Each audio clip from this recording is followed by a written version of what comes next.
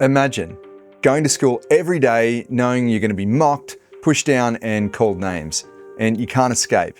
Well, for Ryan, that daily rejection turned into something darker. Confusion about who he was, even in his dreams. This is his story. Gosh, going to high school, again, thinking, okay, this is another opportunity to kind of make friends. It's a fresh start, coming from one school to another. Again, some of those people from my primary school followed me to the same, well, they didn't follow me, but we kind of naturally just went to the same high school. So that theme repeated. Just getting picked on, getting called like all the names under the sun. And like, I got an opportunity to kind of write this down, several years ago now, where I actually wrote down what people would call me. Like it's like, sorry if it's like offensive, but like pretty much every day I'd get called at least these names, like all the time, would be like gay, faggot, poofda, like, and just wanting like acceptance from the people you most like desire acceptance from. Like that's really, really painful. It wasn't until I actually read it down, I was like, man, that actually hits really hard. It speaks in the Bible about power of the tongue and power of the words. And I really know that to be true in my life, and how much they actually, solidified or like just made me question, okay, these people that I really desire acceptance from, they're calling me these names every day. And, it wasn't like, it was mostly verbal, but some of it was physical, like just do like, things like that typical thing where, it was actually once, I remember one scenario, in regards to friends and loneliness has always been obviously a thing for me. I remember in my earlier high school years, I would buy this guy toffee apples for lunch just so he would sit with me, or at recess, so he would sit with me and we'd meet at the same spot every day.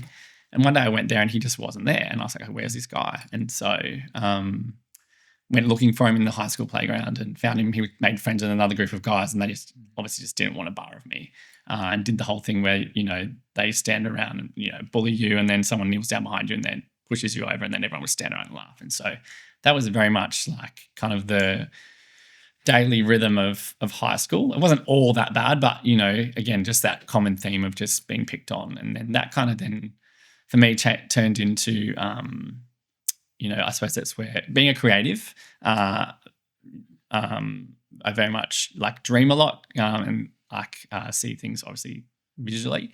And so for me, that's kind of like, there was the whole comparison thing, like again, going to high school, comparing myself to all the guys, what's wrong with me? Why am I different? Why don't people like me? Like, and then that kind of, what I know now, just doing a lot of research and going back, kind of was hyper fixated on, what can I need to change about myself to. So then that turned into me like longing to be like those guys. And then I feel like that then started for me in my, early pubescent years of start having sexual dreams about the guys that would pick on me. And for me, that was really confusing for me, because it's like, why am I having these, sexual dreams? And they'd be wet dreams. So it's like the whole biological thing's happening. Like I'm being wired in that way confusing. To be, to be like sexually attracted to these people that are causing me the most pain. And so that was kind of something that would, again, just kind of, and this is all in the dark, and, don't really have anyone to speak to about this, obviously, in church life. And just even as a young teenager, you're like, I'm so confused by this, and somewhat that it's wrong, or you feel that it's wrong within, that context. And so kind of, very much did that part of the journey alone, and kind of all throughout my high school, it was just like, just the comparing and the, being attracted to these guys that are causing me pain and just not understanding it. Like,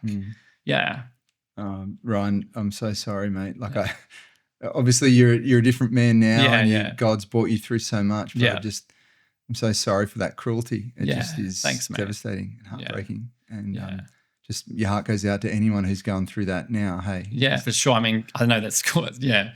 Just from what I hear nowadays, like I couldn't imagine how much worse it would be, obviously, with, how different things are these days with social media and all that kind of stuff. I suppose I was kind of saved from that. But like still pretty tumultuous. Hey, thanks for watching. And if you're enjoying this podcast, why don't you sign up for our monthly newsletter, where you'll get inside scoops and more information, going a little deeper with the information you need. Go to lovequestionspodcast.com and you can sign up there.